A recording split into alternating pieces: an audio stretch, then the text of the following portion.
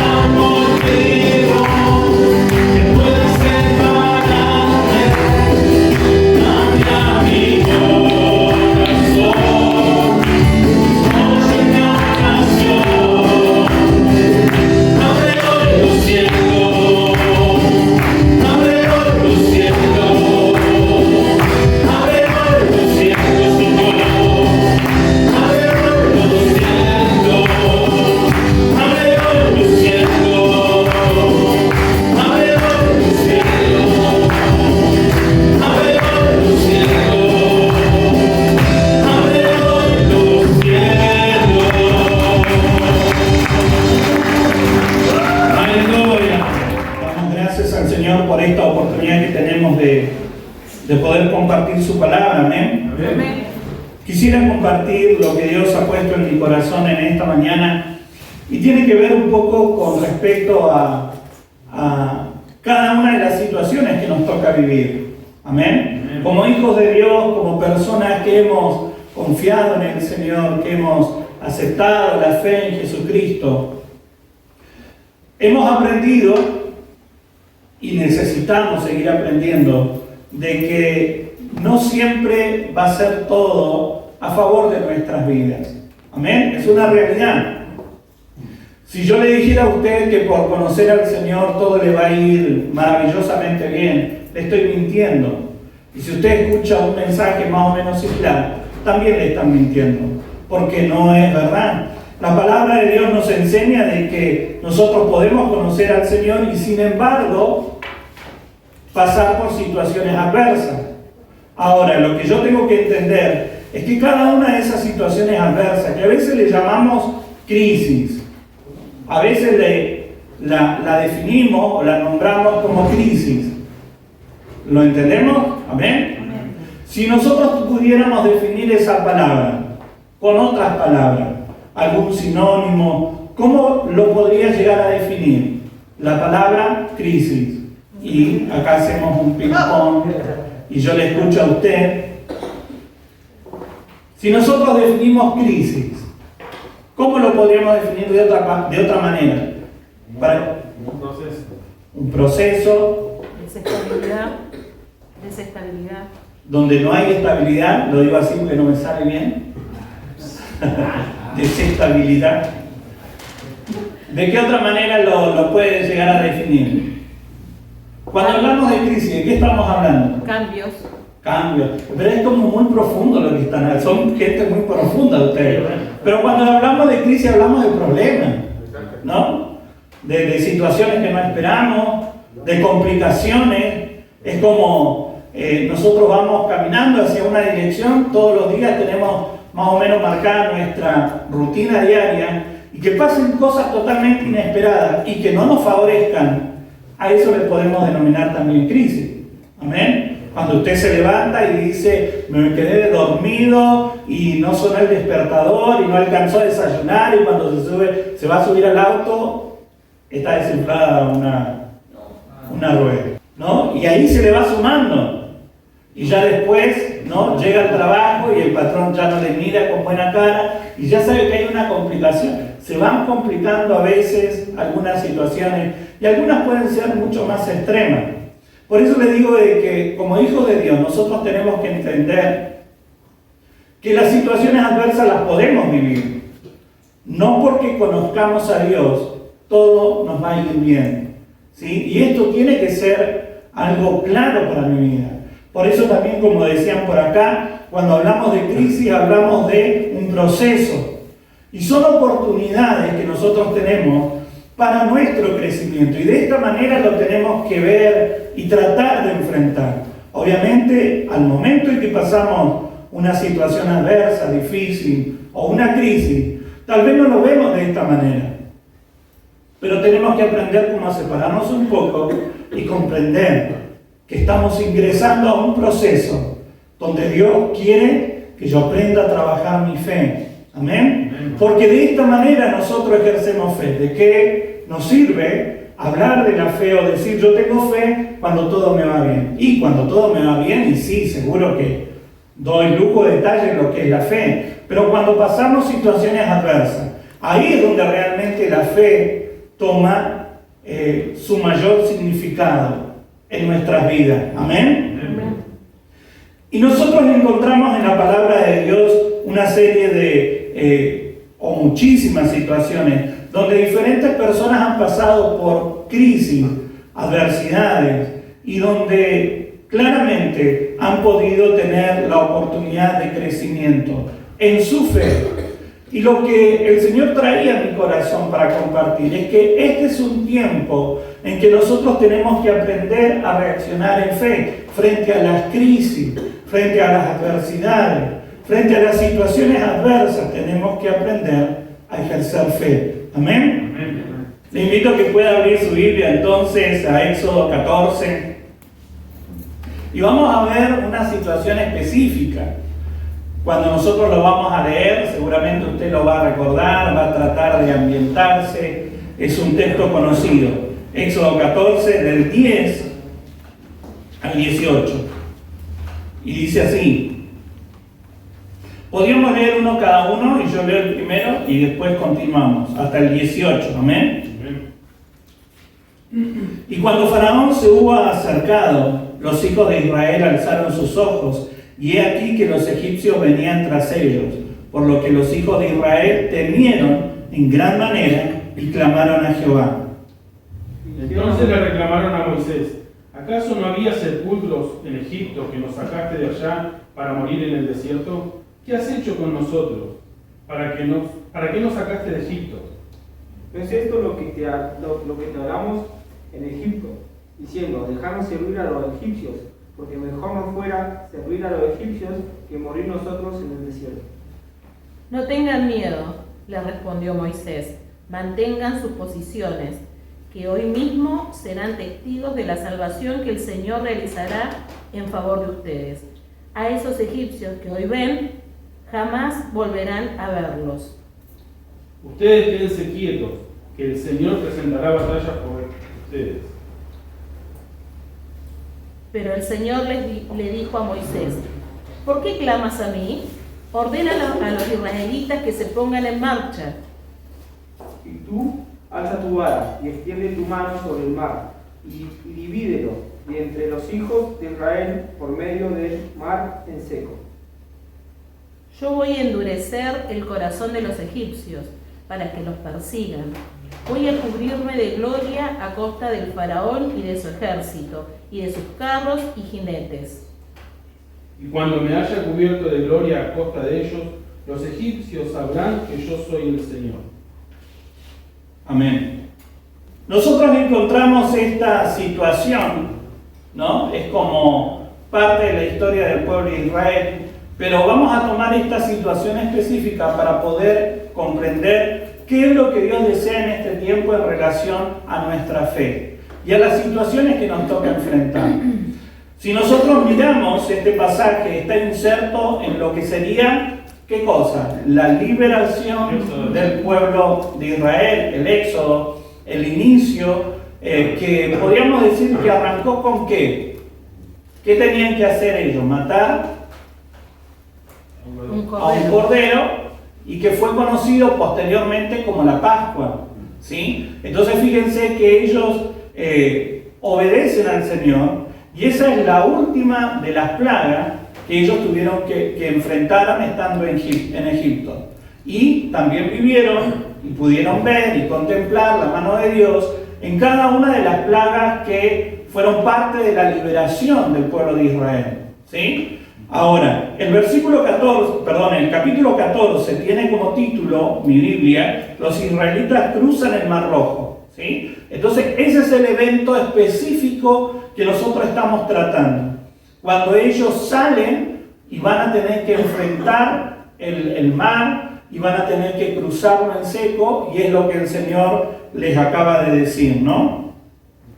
Ahora, fue una situación sumamente particular para ellos. Y como les decía, este es un momento donde ellos comenzaron a ejercer fe, comenzaron a ejercer el creer en Jehová y apoyarse completamente en Dios. Pero fue un proceso. No fue de la noche a la mañana que ellos es como que creyeron y ya eran súper creyentes. No, fue un proceso. Al igual que cada uno de nosotros experimentamos un proceso en nuestra fe. Nosotros aceptamos a Jesucristo y a partir de ahí comenzamos a crecer. Y cada una de esas crisis, cada una de esas situaciones a nosotros nos ayuda a crecer. De esta manera yo tengo que aprender a ver cada una de esas adversidades o cada una de esas crisis. Y lo que el Señor me mostraba específicamente es la reacción frente a la crisis, que manifiesta fe y que nos enseña a nosotros a cómo podíamos nosotros también tener un ejemplo a seguir. Y nosotros acá vamos a ver justamente dos posiciones en relación a cómo reaccionamos en la fe. Nosotros podemos llegar a reaccionar como reaccionaron los israelitas, primeramente. Fíjense que dice, y cuando Faraón se hubo acercado, los hijos de Israel alzaron sus ojos, y aquí que los egipcios venían tras ellos, porque los hijos de Israel temieron en gran manera y clamaron a Jehová. Y después, ¿qué dice el 11? ¿Qué dice el versículo 11? Entonces le reclamaron a Moisés: ¿acaso no había sepulcros en Egipto que nos sacaste de allá para morir en el desierto? ¿Qué has hecho con nosotros? ¿Para qué nos sacaste de Egipto? Se comenzaron a quejar. Y acá donde nosotros podemos ver cómo ellos comenzaron a reaccionar frente a una crisis determinada. ¿Por qué? Porque ellos tenían el mar frente a ellos y detrás tenían los carros de Faraón y el ejército de Faraón. Y ellos estaban en el medio. Entonces ahí es cuando ellos comienzan a quejarse. Comienzan a decirle a Moisés: ¿por qué nos trajiste acá? ¿No era mejor que nos hubiéramos quedado allá sirviendo a los egipcios? ¿Por qué nos trajiste acá? Y este es un modelo que nosotros podemos llegar a tener en cuenta, no a imitar, sino todo lo contrario, a poder dejarlo de lado y no reaccionar de la misma manera. ¿Por qué? Porque se comenzaron a quejar. Como le decía, los registros que nosotros tenemos en la palabra de Dios no son para ridiculizar al pueblo de Israel o cada una de las partes que nosotros podemos llegar a ver acá actuando como actores principales, podríamos decir. No es el objetivo ridiculizar, sino que el objetivo es que nos quede un registro a nosotros para poder aprender. Yo puedo aprender de dos maneras. Yo puedo aprender, por ejemplo, que esa estufa está encendida y que quema. Y yo puedo aprender de dos maneras: aceptando el consejo de que no la toque porque me voy a quemar, o yendo a la estufa y poniendo la mano y quemándome, a través de la experiencia o a través del consejo. Dios nos deja esta experiencia para que nosotros podamos aprender, pero después ya es decisión nuestra si queremos aprender a través de lo que Él nos deja escrito o a través de nuestra propia experiencia. Ya no es algo en lo cual interviene Dios, porque muchas veces nos comportamos como los israelitas y comenzamos a quejarnos. Y nos comenzamos a quejar: ¿por qué pasa esto? ¿Por qué me tocó vivir esto? ¿Por qué tuve que pasar por esta situación? ¿Para qué me trajiste? Yo estaba mejor en Egipto. Y hay algunos que se quejan a tal punto que comienzan a extrañar su vieja vida, su antigua manera de vivir. Comienzan a desear volverse atrás. De hecho, en este tiempo de pandemia, muchos han hecho esto. Se han soltado de la mano de Dios y han tomado la decisión de volverse atrás, porque consideraban y veían que era mejor lo que vivían antes. Ahora yo soy el que toma la decisión.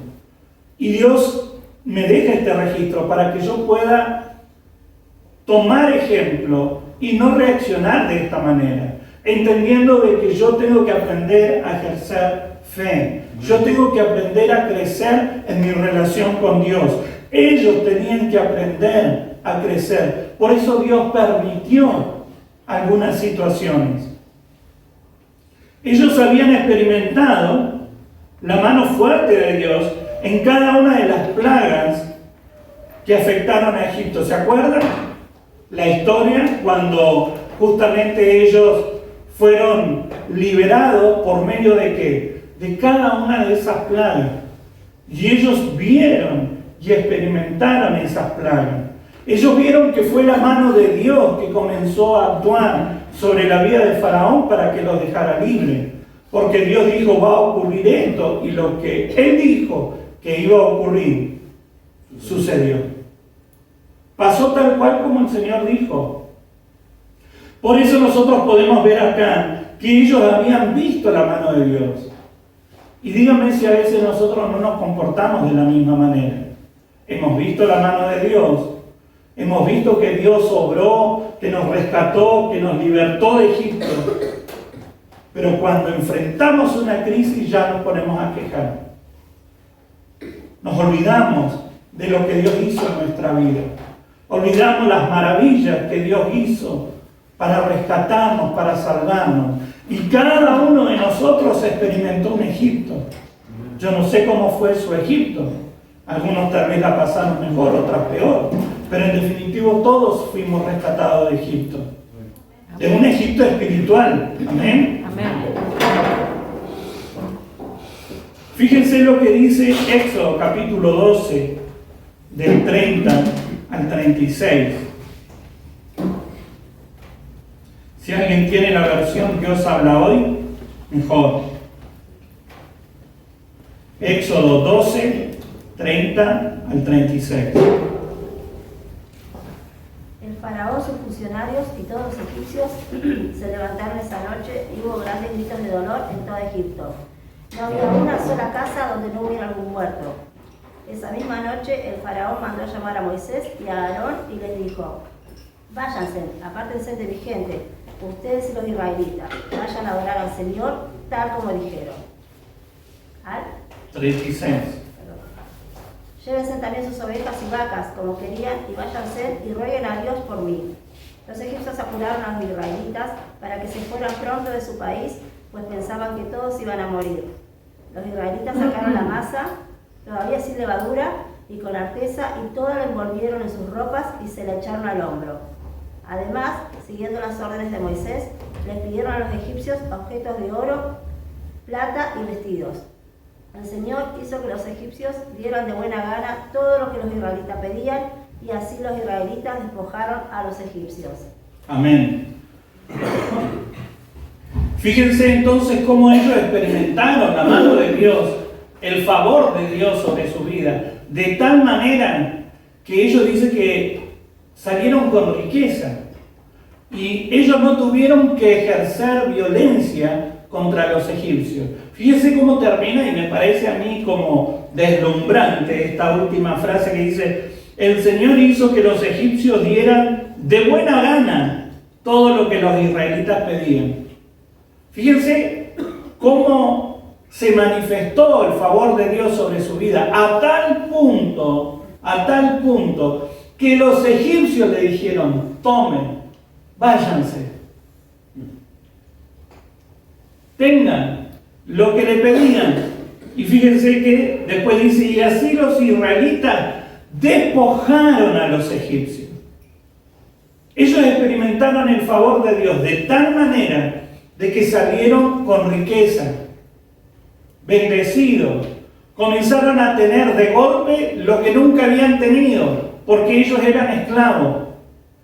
Pero en cuanto enfrentaron una situación difícil, si nosotros prestamos atención, no pasó mucho tiempo de este evento de despojar a los egipcios al momento de encontrarse frente al Mar Rojo. No pasó mucho tiempo, pero automáticamente comenzaron a quejarse. Automáticamente comenzaron a reaccionar de esta manera. ¿Y sabe qué es lo que más me gusta de la palabra de Dios? Que no trata de dejar, digamos, como solo buenos ejemplos o solamente el registro de gente como perfecta, espiritual, superiores, como que son lo máximo. No, está mostrando que el Señor libertó, escogió, eligió un pueblo que era sumamente incrédulo y que le costaba creer y que era sumamente emocional y podríamos decir hasta que se había acostumbrado a ser esclavos, porque ellos querían volver a la esclavitud y no tener que enfrentar situaciones difíciles. Y muchas veces nosotros nos comportamos de la misma manera. Y así como Dios no desechó a ese pueblo, no nos va a desechar a nosotros. Pero sí Él desea que yo pueda aprender, que yo pueda crecer, que yo pueda comprender de que cada una de las crisis, situaciones adversas o dificultades que tengo que enfrentar son para que yo pueda crecer en mi fe. Amén. Y no tengo que comportarme como ellos se comportaron. hasta tenían ganas de morirse, pero no hay en Egipto. En Egipto había unos cementerios terribles, maravillosos. Pero morir es morir, pero ellos querían morir en Egipto.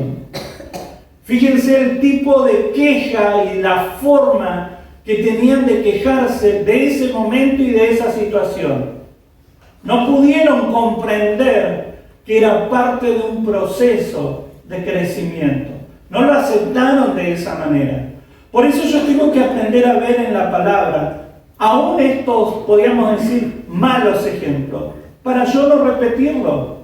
Volvemos al versículo 10 del capítulo 14. Y dice, cuando Faraón se hubo acercado, los hijos de Israel, ¿qué dice? Alzaron sus ojos, y he aquí que los egipcios venían tras ellos. Dice que ellos sacaron la mirada de donde tenían que tenerla, que es en el Señor, y comenzaron a mirar a Faraón. Comenzaron a mirar la dificultad. Comenzaron a mirar que los venía persiguiendo un hombre poderoso.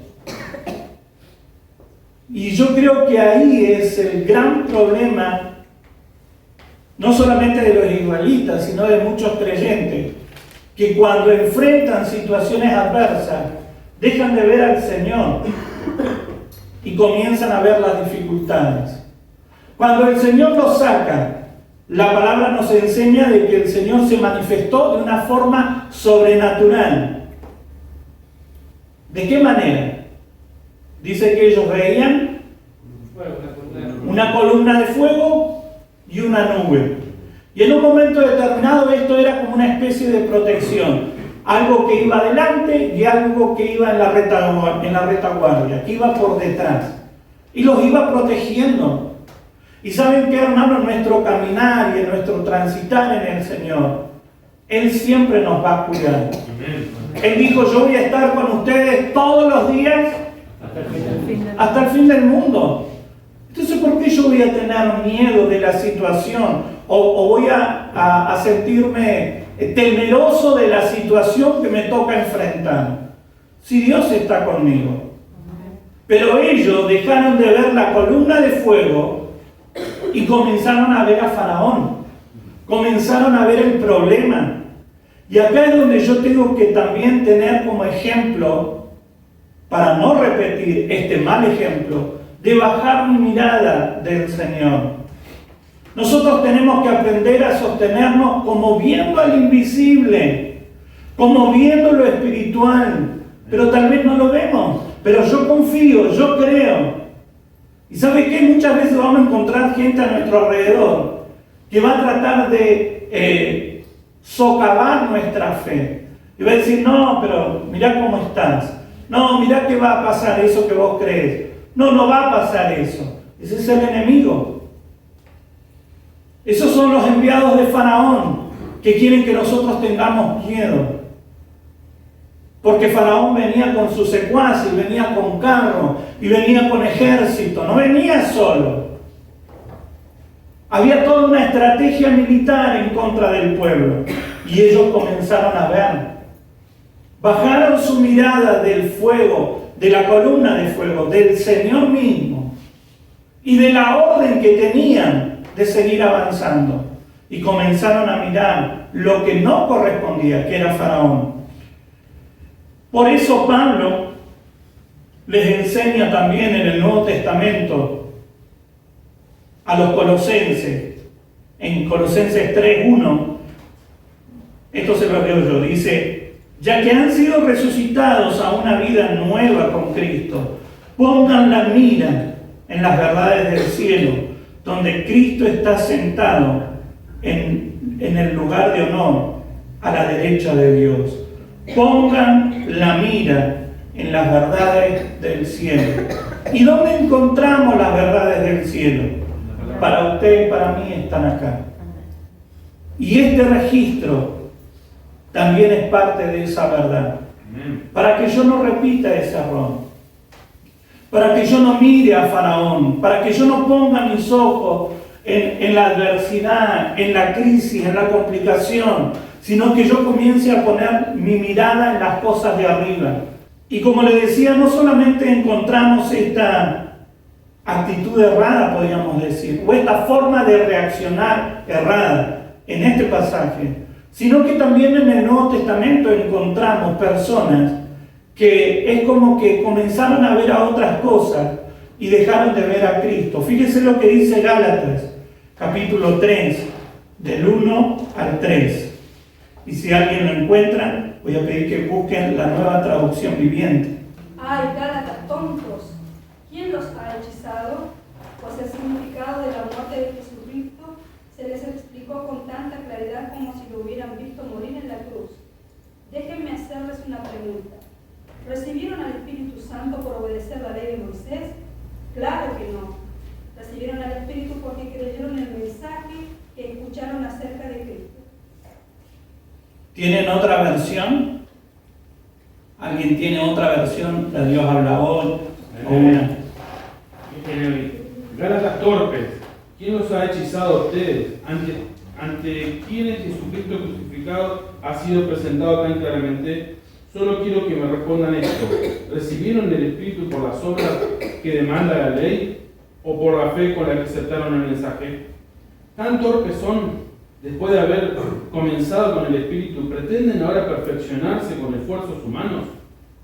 Fíjense que acá nosotros encontramos, porque tal vez uno puede decir, bueno, quedó este registro y el pueblo aprendió y nunca más se volvió a equivocar. No, encontramos aún después a una iglesia que justamente había bajado la mirada del Señor y había comenzado a vivir con ese estilo de vida a través de las tradiciones y de la fuerza humana. Y fíjese que las palabras de Pablo a la iglesia de Gálatas justamente es fuerte. ¿Por qué? Porque la versión de Bernard dijo tontos. Y la de que leyó Jonathan, ¿qué decía? Torpes. ¿No? Fueron palabras duras, ásperas, podríamos decir. Pero había que llamarle la atención. ¿Y saben qué, hermano? Hay veces que nosotros necesitamos que nos llamen la atención. Que se nos diga, ¿qué estás haciendo? ¿Cómo te estás comportando de esta manera? Si vos crees en el Señor, ¿por qué te volvés a ese estilo de vida que no corresponde? Y hay veces que necesitamos ese tirón de oreja. ¿Por qué? Porque tal vez no nos dimos cuenta que bajamos la mirada, que comenzamos a mirar Egipto, a veces por las crisis que vivimos, que nos toca enfrentar, comenzamos a ver las cosas de una manera que no corresponde. Por eso Dios nos tiene que llamar la atención. Por eso nosotros tenemos que poder ver a través de este pasaje que podemos reaccionar en nuestra fe de una manera errada. Pero también en este pasaje que nosotros leímos de Éxodo 14, también encontramos a otro personaje, porque el pueblo, podríamos decir, se comenzó a quejar. Pero ¿qué fue lo que le dijo Moisés? En el versículo 13. Y Moisés dijo al pueblo, no temáis, estad firmes y ved la salvación que Jehová hará hoy con vosotros. Porque los egipcios que hoy habéis visto, nunca más para siempre los veréis. Jehová peleará por vosotros y vosotros estad tranquilos. Acá tenemos, podríamos decir, otro ejemplo de que tuvo que enfrentar la misma situación, porque era el pueblo, Moisés, era la misma situación, era una situación adversa, era una situación complicada. Por eso dice que clamaron a Jehová, pero se quejaron contra Moisés, como diciendo, vos nos trajiste hasta acá. Entonces era una situación también complicada para él. Y él tomó otra reacción, que fue la de animar al pueblo, la de creer. La respuesta a Moisés nos da una muestra que en su corazón confiaba en que Dios los iba a ayudar. Y ¿sabe qué, hermano? Esto es lo que nosotros tenemos que aprender a incorporar en nuestra vida y comenzar a ejercer cada vez que nos toque enfrentar una situación difícil. Creer, Dios nos va a ayudar. Fíjense que es una frase tan simple. Dios nos va a ayudar. Dios me va a ayudar. No importa lo que tenga que atravesar. No importa lo complicado que pueda llegar a ser todo lo que yo estoy viviendo. Dios me va a ayudar. Amén. Pero tenemos que aprender a reaccionar de esta manera. Y como le decía, es un aprendizaje. Como líder, Moisés tampoco juzgó ni le cortó la cabeza a nadie. Porque tranquilamente él podría haber dicho: Señor, yo confío en vos, pero este pueblo es un desastre. Hacé descender fuego, chamuscalo a todo, hacé los que se vuelvan atrás, elijamos otro pueblo, no sé, borrón y cuenta nueva. Pero no puede ser que esta gente se comporte así. Él no fue a cortar cabeza. Él justamente lo primero que hizo es reaccionar en fe y comenzar a animar al pueblo. Lo comenzó a animar. ¿Y qué le dijo? No teman, no tengan miedo. No tengan miedo, manténganse firmes. Y fíjense en lo que el Señor va a hacer hoy para salvarlo. Lo que Dios va a hacer en favor de su vida. Y saben que esta es la reacción de fe de alguien que ha aprendido o está aprendiendo a tomarse de la mano de Dios. Que inevitablemente en nuestro crecimiento siempre se va a marcar aquellos que dan un paso al frente. Y ahí es donde nosotros también tenemos que aprender a reflejarnos. De que Dios nos llamó con un motivo, con una razón. Y nosotros desde nuestro lugar podemos animar a otros. Podemos ayudarles a creer y a confiar en el Señor. A tomarse de la mano de Dios. Y sabe que la gente lo primero que experimenta cuando viene la adversidad, la crisis, la situación difícil, tiene miedo. ¿Por qué? Porque el hombre naturalmente teme a lo desconocido. Por eso lo primero que Dios tiene que tratar y que va a llevarnos a nosotros, a animar a otros, es con respecto al temor. No tengan miedo. No tengan miedo. Dios nos va a ayudar. Amén. Dice: estad firmes y ved la salvación de Jehová. Pero la realidad es que el Señor dice, o la palabra nos enseña, de que el que iba a orar era el Señor. Y nosotros en un punto tenemos que aprender a ejercer y reaccionar en fe, descansando en Dios. Amén. Confiando de que Él nos va a ayudar. De que hay situaciones que por más que quieran, yo no voy a poder hacer nada. Yo no voy a poder hacer nada. Hay situaciones que nos superan y yo no voy a poder hacer nada.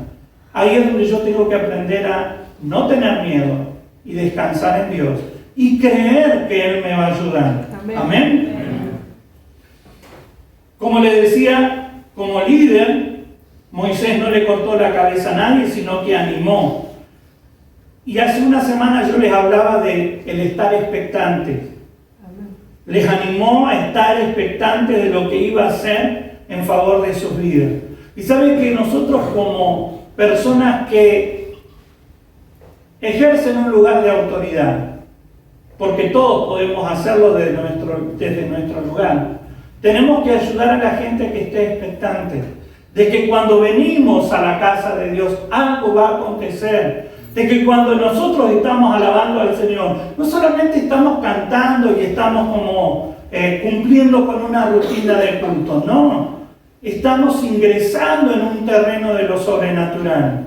Preparamos nuestro corazón para escuchar la palabra de Dios, para que llegue a lo profundo de mi ser y para que quede ahí y comience a germinar algo en el terreno de lo espiritual. Pero tengo que creer. Por eso nosotros tenemos que animarnos mutuamente, a estar expectantes. Dios quiere obrar un milagro en su vida. Dios quiere obrar un milagro en mi vida. Pero muchas veces venimos como con cero expectativa. Y algunos con menos, ¿no? Está el 0 y después podríamos decir la numeración roja. Y algunos están en menos 10, hermano. Porque se les nota en la cara, porque se les nota en la postura, en la conducta, en la dureza del rostro.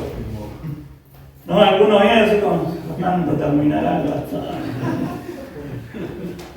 Cero expectativa. Entonces más vale que no va a ocurrir nada. ¿Por qué? Porque nosotros tenemos que aprender a ejercer fe. Nosotros tenemos que aprender a creer en el Señor. Amén. Y dentro, por eso también retomo lo que le decía, me gusta poder ver el registro de la palabra de Dios tal cual como era la gente. Porque Moisés, si bien animó al pueblo, él también tenía una procesión por dentro. Y hay situaciones donde Dios nos pone justamente donde tenemos que soltar la palabra. Y tenemos que animar a creer y a confiar en el Señor. Por eso le digo, me gusta el registro, porque fíjese lo que dice después. No, imagínense, ¿no? Como Moisés, vamos muchachos, hay que creer, Dios nos va a ayudar, nos va a ayudar por dentro. ¡Ay, Señor! Esas oraciones silenciosas, ¿no? De hecho, yo leí un comentario que decía con respecto de que debe haber sucedido una especie de oración silenciosa, una oración como para adentro, por la respuesta que el Señor le da. Entonces Jehová dijo a Moisés, ¿por qué clamas a mí? Y en ningún momento hay un registro anterior que dice, y Moisés se puso a clamar. No dice. Pero el Señor le dijo, ¿por qué estás clamando? ¿No? Y son esas oraciones internas de Señor, ayúdame, porque ¿qué le voy a decir a esta gente? Ya le dije que Dios va a orar, de que algo va a acontecer, de que Él nos va a ayudar. Y qué tremendo, hermanos, ¿no? Porque el Señor le dice, di a los hijos de Israel que marchen. Que marchen. No le dijo el Señor, Moisés, yo voy a hacer este milagro, y le empezó a explicar. Voy a hacer una división, voy a hacer esto, voy a hacer aquello, y ustedes van a experimentar, ¿no? Tal y cual cosa. No, dice, marchen. La primera palabra que recibió fue esta. Diles al pueblo que marchen. Y hay que marchar, hermano. Y tal vez uno diga, pero no vemos nada. Pero no pasa nada. Marchen. Hay que marchar. Y como pueblo de Dios tenemos que aprender a marchar en el Señor. Tal vez no viendo nada que sucede en un primer momento, pero Dios está con nosotros, algo va a acontecer. Amén. Algo se va a romper, porque milagro tiene que ver con que leyes de lo natural se van a romper. Amén. Leyes espirituales se van a romper. Algo va a acontecer en favor de nuestras vidas. Amén. Y Moisés lo creyó. Tal vez no en un 100%, pero estaba en un 80, en un 90, y el resto le animó el Señor. No ore más, marchá. ¿Y saben qué, hermanos? También nos enseña esto, de que hay momentos donde no tenemos que estar orando. ¿Hay momentos para orar? Sí, hay momentos para orar, pero hay momentos para marchar. No podemos estar orando toda la vida, Señor, ten misericordia, Padre, ten misericordia. Y estamos ya como, ¿no?, en otro lugar, por mi culpa y mi gran culpa. No, hermano, hay que marchar. Amén. ¿Queremos crecer como iglesia? Amén. Bueno, hermano, chao. ¿Queremos crecer como iglesia? Amén. Un amén fervoroso. Porque queremos crecer, estamos todos en el mismo tren, vamos en la misma vía, tenemos la misma dirección. Entonces hay que marchar. No nos podemos detener. No nos podemos detener por las circunstancias. No nos podemos detener porque hayan situaciones adversas. No nos podemos detener porque hayan complicaciones. Tenemos que seguir marchando. Por más que lo veamos con nuestros ojos naturales, por más que tal vez Dios no nos dé lujo de detalle de cómo va a ser el milagro, pero tenemos que marchar. Amén. Amén. Fíjese lo que dice el versículo 16. Toma tu vara y extiende la mano sobre el mar, divide las aguas para que los israelitas puedan pasar por medio del mar, pisando tierra seca. Hay otra versión que dice, si tú levanta tu bastón, extiende tu brazo y parte el mar en dos. ¿Qué? Parte el mar en dos para que los israelitas lo crucen en seco. ¿Sabe, hermano? Para nosotros es tan simple como dar vuelta a la página y leer qué fue lo que aconteció. Pero Moisés no sabía lo que iba a ocurrir. Por eso, hermano, tenemos que dar tantas gracias por el registro, por lo que quedó escrito, que yo puedo ver que después de esto aconteció un milagro. Pero para Moisés, en ese momento, él no sabía qué es lo que iba a ocurrir. ¿Qué significaban esas palabras de se va a partir el mar en dos? No sabía lo que significaba en su total cabalidad, podríamos decir. No lo entendía por completo. Y ¿saben qué, hermano? Esto es lo que a nosotros también nos tiene que quedar en claro, que muchas veces Dios nos va a dar una palabra y tenemos que confiar y tenemos que creer. Por eso tal vez él no entendía, tal vez, cómo iba a ocurrir el milagro, de qué manera específicamente, pero el milagro aconteció. El milagro ocurrió. Tanto los israelitas como Moisés se encontraban frente a las mismas dificultades, pero tuvieron reacciones diferentes. Hay dos maneras de reaccionar, hermano, es inevitable, no hay medias tintas, o creemos o no creemos. Por eso yo tengo que entender que cada una de las crisis, de las situaciones adversas, a mí me pueden llevar a un proceso de crecimiento en mi fe. ¿Y qué es lo que espera Dios? Que yo reaccione en fe de la manera correcta. Que yo me atreva a creer, que yo me atreva a confiar. Y ¿sabe qué, hermano? Nosotros hoy tenemos y contamos con este registro. Tenemos que estar tan agradecidos de todos los errores que vivieron otros, que a nosotros nos enseñan. ¿Para qué? Para que no lo repitamos, hermano, no hay necesidad. Ahora, usted toma la decisión, como le decía, quiere tocar la estufa para saber que quema, y tóquela, hermano, yo no tengo problema. Como dice un pastor, está bien conmigo, vaya y toque. Pero, ¿qué mejor que quedarnos con la enseñanza? No, te vas a quemar. Bueno, no lo voy a tocar. No necesito ir a tocarlo para aprender. Pero ya es la decisión de cada uno. Por eso nosotros tenemos que aprender a reaccionar de la manera que Dios espera. Reaccionar en la fe y reaccionar de la manera correcta. Amén. Y milagro vamos a comenzar a experimentar, hermano. Dios nos está preparando. Dios nos está puliendo. Cada una de las situaciones, cada una de las crisis nos está llevando a crecer en nuestra fe. Amén. Amén. Descansemos en Él, confiemos en Él. Dios nos quiere ayudar. Póngase de pie y vamos a orar.